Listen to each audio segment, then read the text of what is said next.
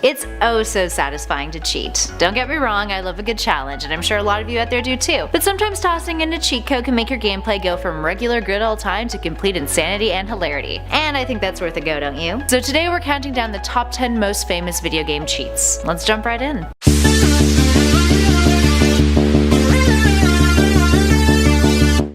And at number 10 is Blood Mode from the 1993 Mortal Kombat game. Starting off this list, we've got a fan favorite from Mortal Kombat, exclusive to Sega Genesis, unlocking Blood Mode. How? From the Code of Honor screen, press A, B, A, C, A, B, B. You'll know it's worked when the text turns red and you hear Scorpion say get over here. And while in later games blood would become the norm, back in 1993 that wasn't the case, and censorship of gore was much more mandatory. And at number 9 is flying cars from GTA 5. Wanna fly a car in GTA?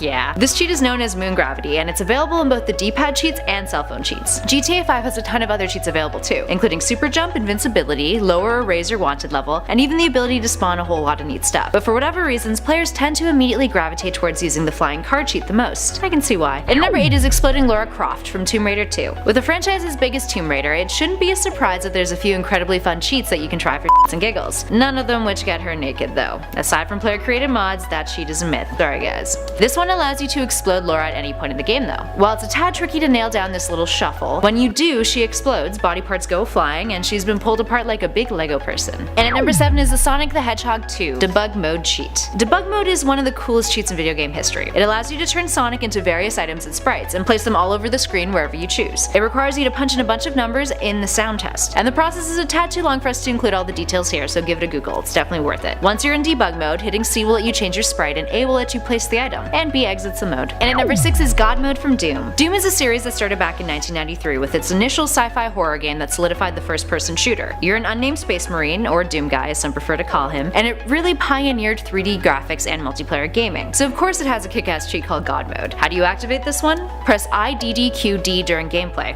and then this will happen.